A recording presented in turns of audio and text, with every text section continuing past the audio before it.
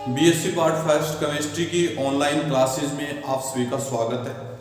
पिछले वीडियो में स्टूडेंट्स हम पढ़ रहे थे डाइंस और डाइंस हमारी कंप्लीट हो गई थी। यूनिट 4 में आज हम इसका लास्ट पोर्शन पढ़ रहे हैं एल्काइन। तो एल्काइन स्टूडेंट्स अनसैचुरेटेड हाइड्रोकार्बन्स होते हैं जिसमें 2 पाई बॉन्ड उपस्थित हो। कितने पाई बॉन्ड उपस्थित हो? 2 पाई। तो मैं इसको ऐसे लिखूं एल्काइन को, एल्काइन वे अनसैचुरेटेड, वे असंतृप्त हाइड्रोकार्बन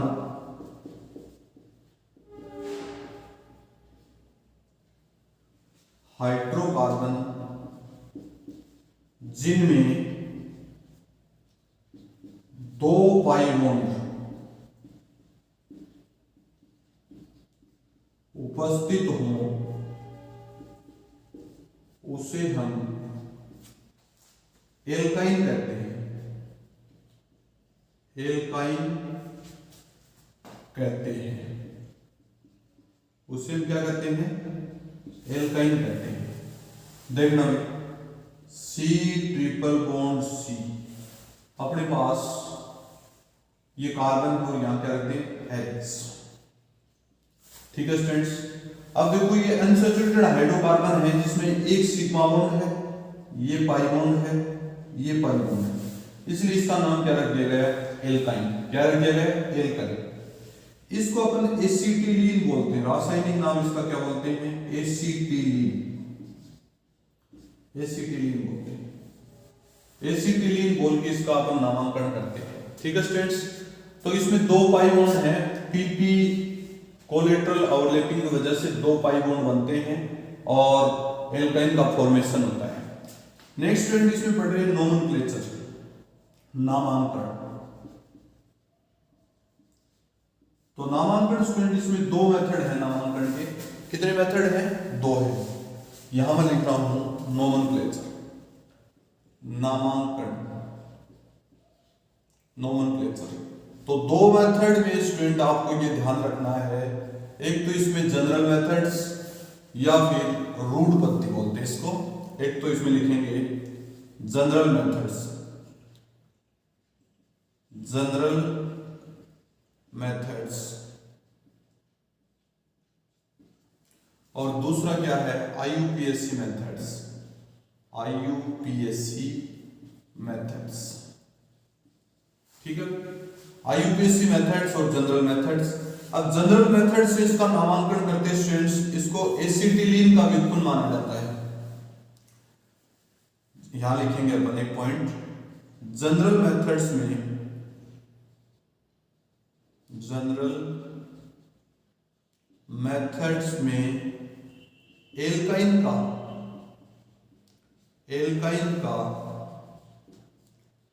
नाम लिखते समय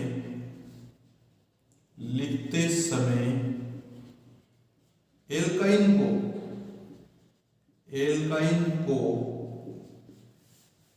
एसिटिलीन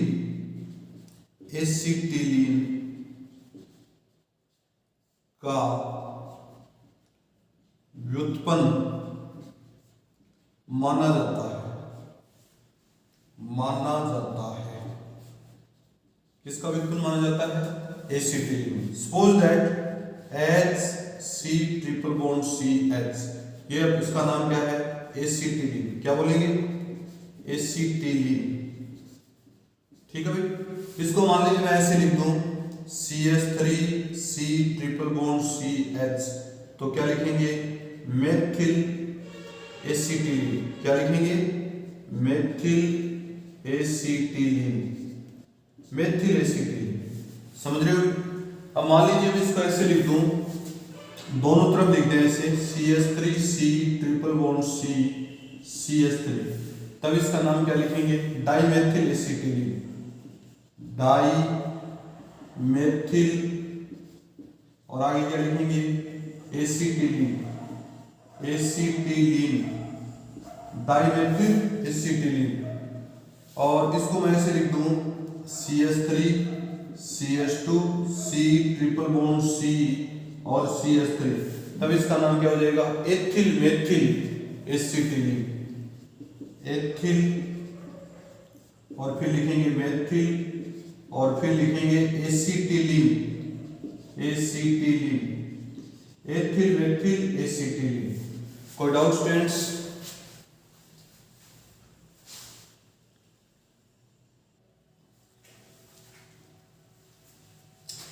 अब आगे देखते हैं।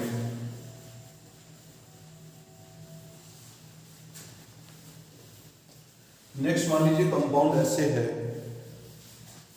मैं इसको ऐसे लिख दूं C2H5 C triple bond C C2H5, तो आप इसका नाम क्या लिखेंगे?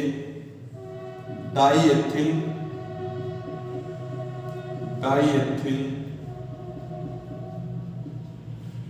एसिटिलीन। डाईएथिल एसिटिलीन, ठीक है। इस प्रकार से आप इसके जनरल मेथड में नाम लिखेंगे। सेकंड अपने पास जो है, सेकंड लिखने जा रहे हैं IUPAC मेथड्स। सेकंड क्या लिखने जा रहे हैं? IUPAC methods. यहां लिखेंगे सेकंड मेथड्स IUPAC नोमेनक्लेचर।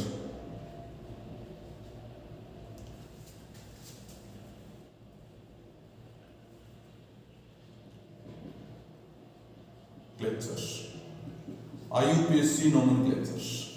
तो IUPAC नोमेनक्लेचर्स में अपन क्या करें स्टूडेंट्स?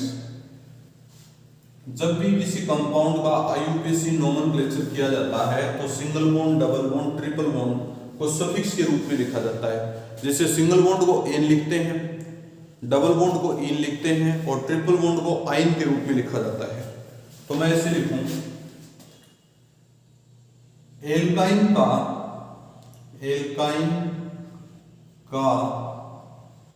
IUPAC मेथड में नामांकन करते समय अंत में सफिक्स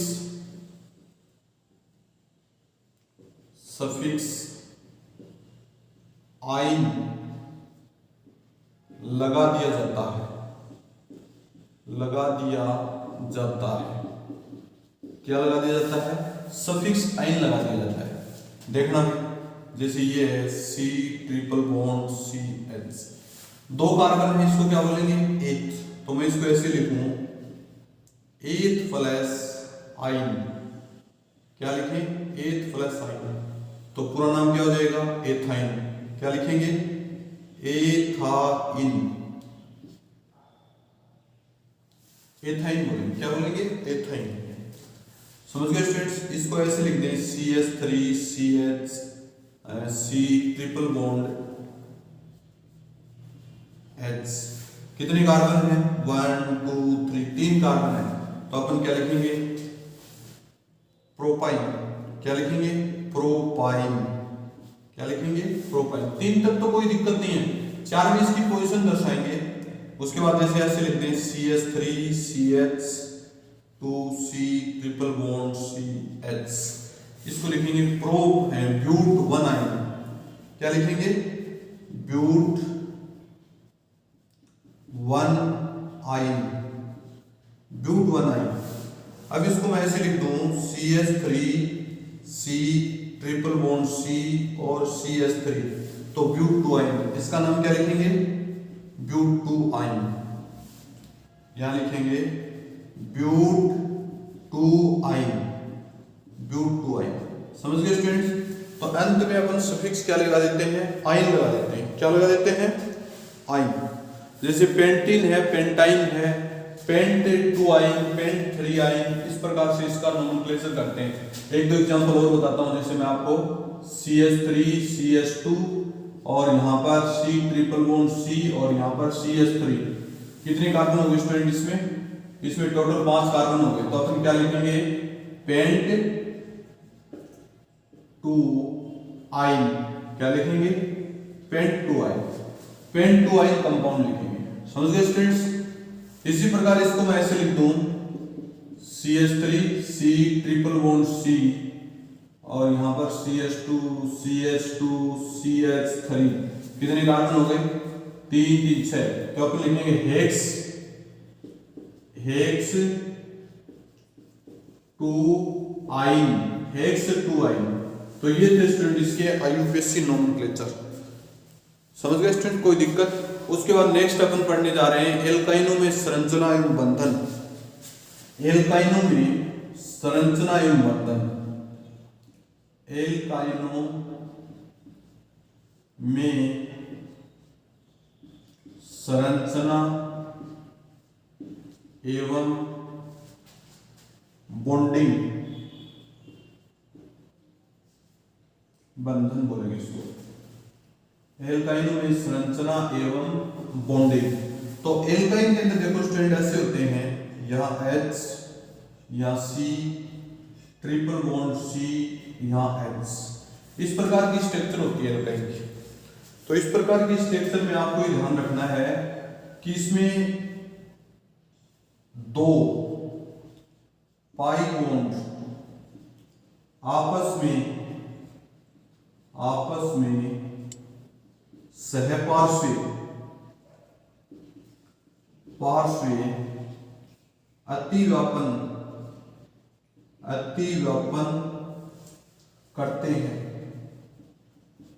करते हैं एवं 2 पाई बॉन्ड बनाते हैं,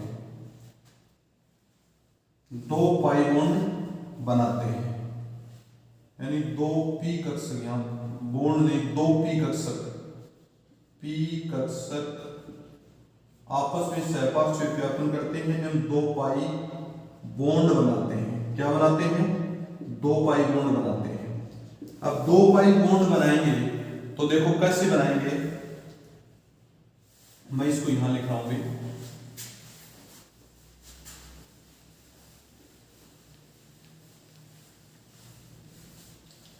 सबसे पहले अपन ये देख रहे हैं कार्बन, ये कार्बन और ये दूसरा कार्बन, ये तो आपके सिग्मा बॉन्ड है, इसको आप सिग्मा बॉन्ड लिखिए। कौन सा बॉन्ड बन गया? Sigma bond. इसको क्या बोलेंगे? Sigma bond. ये तो एक्सियल ओवरलैपिंग है और ये इधर क्या है? हाइड्रोजन है। क्या है? हाइड्रोजन है या एल्किल ग्रुप जो भी है, या हाइड्रोजन है। अब इसमें देखो कैसे होगा ओवरलैपिंग। एक बॉन्ड ये है, एक बॉन्ड ये है, एक ये है, एक ये है, और फिर एक ऐसे लिखते हैं और फिर दूसरा ऐसे लिखते हैं और फिर ऐसे लिखते हैं और फिर ऐसे। अब देखो कि इसके साथ ये ओवरलैपिंग करें इस प्रकार से, ऐसे ओवरलैपिंग, और इसके साथ ऐसे ओवरलैपिंग, और यहां पर फिर क्या करें? इस प्रकार से ओवरलैपिंग, और यहां पर फिर कैसे करें? इस प्रकार से ओवरलैपिंग। समझ रहे स्टूडेंट्स? एक पाई बॉन्ड तो ये बनेगा पाई बॉन्ड, और एक पाई बॉन्ड स्टूडेंट ये बनेगा पाई बॉन्ड। अब ये देखो स्टूडेंट, आप ये सोचोगे पूरा ये 2 पाई बॉन्ड है, ये एक ही पाई बॉन्ड है, ये दोनों देखो पूरा इसमें कंप्लीट ओवरलैपिंग हो रहा है, फिर इन दोनों में कंप्लीट ओवरलैपिंग हो रहा है, तो 2 पाई बॉन्ड बनेंगे। इसमें कितने पाई बॉन्ड बनेंगे? 2 प्रकार के पाई बॉन्ड बनेंगे, और 2 पाई बॉन्ड बनने को अपन क्या बोलेंगे? एल्काइन बोलेंगे। क्या बोलेंगे? एल्काइन। मैं इसको ऐसे लिखूं, मान लीजिए sigma bond 2 pi bond plus 2 pi bond plus 3 sigma bond. कितने सिग्मा बॉन्ड? 3 sigma bond. इस प्रकार का कक्षक चित्र बनेगा। अब मैं इसको ऐसे लिखूं, मान लीजिए बेलनाकार के रूप में, बेलनाकार गोले के रूप में दर्शाऊं। मान लीजिए बेलनाकार गोले के रूप में इसको ऐसे दर्शा सकते हैं, बेलनाकार गोले के रूप में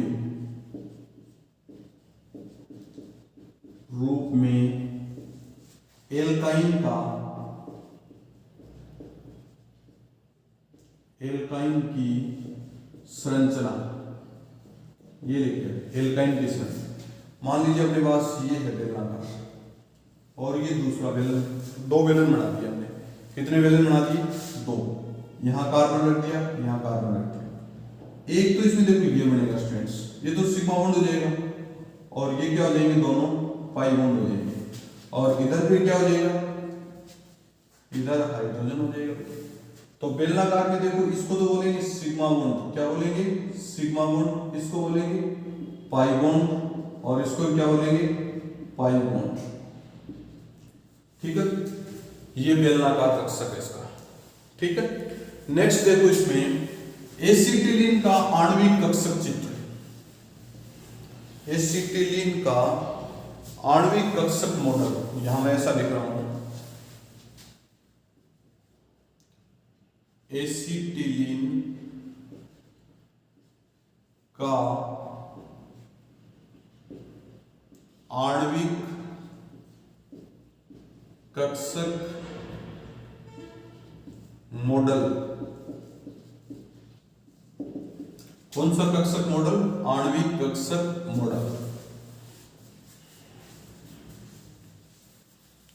देखो बनता कैसे है।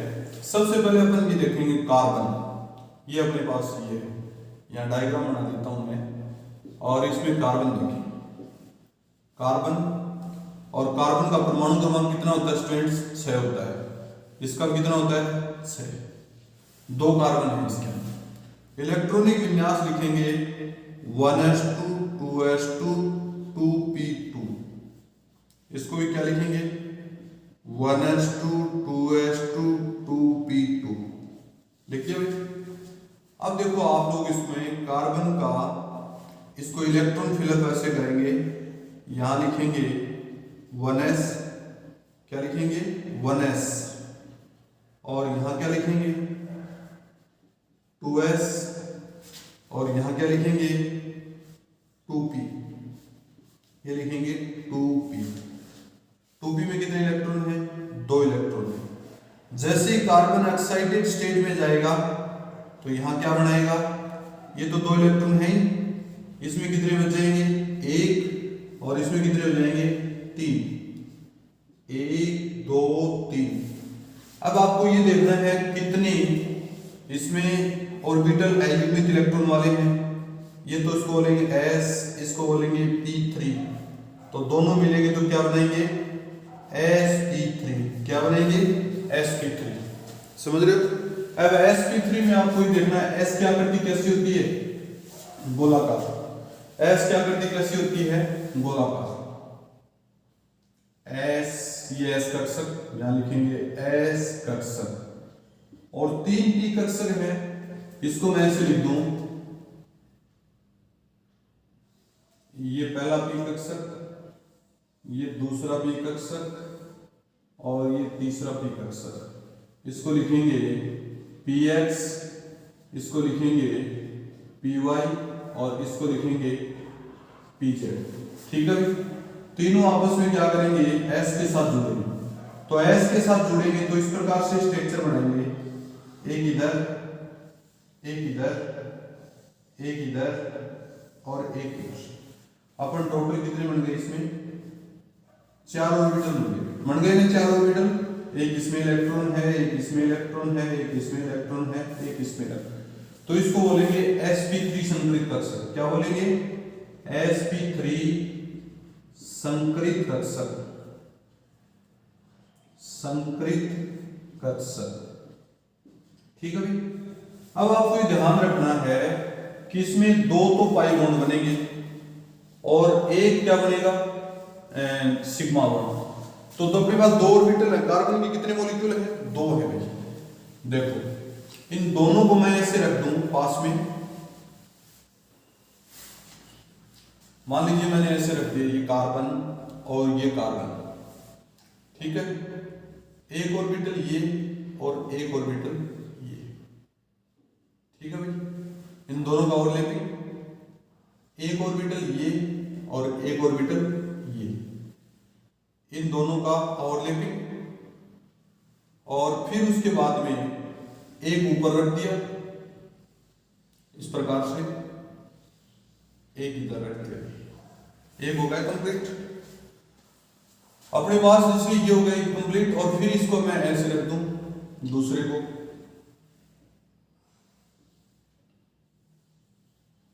ठीक है। अब आपको देखना है इसके साथ एक पाई बॉन्ड बनाएगा। कौन सा बॉन्ड बनाएगा?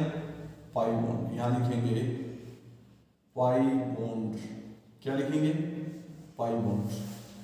और ये पाई बॉन्ड सेम इसी प्रकार यहां तक है, नीचे तक है। समझ गए? ये पहला पाई बॉन्ड बन गया।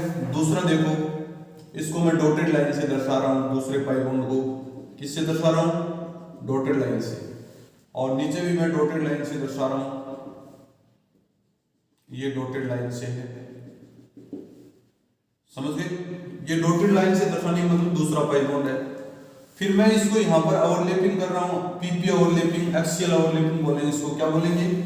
PP axial overlapping. P P axial अतिव्यापन। क्या लिखेंगे? P P axial. इससे क्या बनेगा? Sigma bond. क्या बनेगा? Sigma bond. और ये क्या बनाएगा? Pi bond. और ये भी क्या बनाएगा? Pi bond. Pi bond. समझ रहे हो? और ये भी क्या बनाएगा? Pi bond. समझ रहे हो? दो पाई बॉन्ड बनेंगे और दो क्या बनेंगे? Sigma bond. 3 sigma bond. ऐसे लिख दो इसको मैं। अब देखो अपने पास हाइड्रोजन कितने स्टूडेंट? 2 हाइड्रोजन है, तो एक इधर ओवरलैपिंग कर देंगे और एक इधर ओवरलैपिंग कर देंगे। समझ गए? तो 2 हाइड्रोजन बॉन्ड से अपने पास 2 हाइड्रोजन है, दोनों हाइड्रोजन कार्बन से डायरेक्ट जुड़ गए और यह आपके एसिटिलीन की स्ट्रक्चर बन गई। इसको बोलते हैं एसिटिलीन का कक्षक मॉडल। क्या बोलेंगे? एसिटिलीन का कक्षक मॉडल। इसमें संकरण की बात करें तो sp संकरण होगा। sp इसलिए होगा क्योंकि एसिटिलीन में सिर्फ एक सिग्मा बॉन्ड है इधर और एक सिग्मा बॉन्ड है। एक कार्बन में एक सिग्मा बॉन्ड है, एक इधर है एक इधर है। 2 सिग्मा बॉन्ड हो तो संकरण कौन सा होगा? sp। 3 सिग्मा बॉन्ड हो तो संकरण कौन सा होगा? sp2। और 4 सिग्मा बॉन्ड हो तो संकरण कौन सा होगा? sp3। ये हमने नियम पढ़ा है ना। तो इस प्रकार से इसमें sp संकृत होंगे। कौन से होंगे? sp संकृत। यहां भी sp संकृत कार्बन होंगे और एसिटिलीन का आणविक कक्षक मॉडल बन जाएगा। क्या बन जाएगा? आणविक कक्षक मॉडल। अब आणविक कक्षक मॉडल बनेगा तो इसको मैं pz बोलूंगा, इसको बोलूंगा py, और px अपने पास ये है, इसको मैं क्या बोलूंगा? py, और इसको मैं क्या बोलूंगा? pz, और ये क्या है? px। ठीक है स्टूडेंट्स, तो ये था आणविक कक्षक मॉडल। विहाइड्रो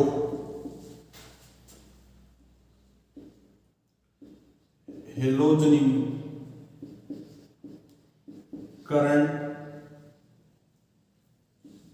द्वारा, ये पहली मेथड है। तो डाई हेलाइड स्टूडेंट क्या होती है?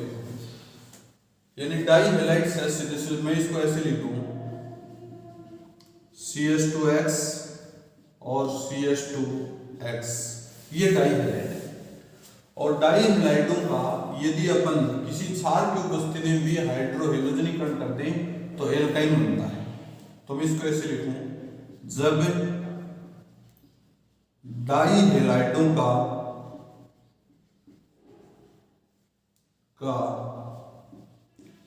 किसी क्षार की उपस्थिति में, किसी क्षार की उपस्थिति में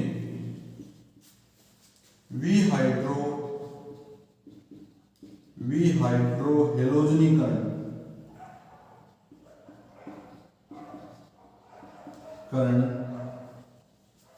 करवा दिया जाए तो विलोपन